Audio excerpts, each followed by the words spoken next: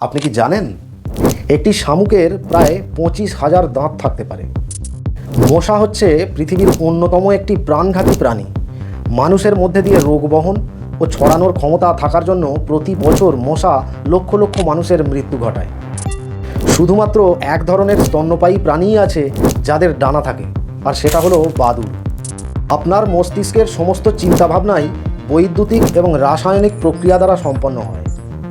পোলার বেয়ারদের infrared camera দ্বারাও প্রায় শনাক্ত করা যায় না।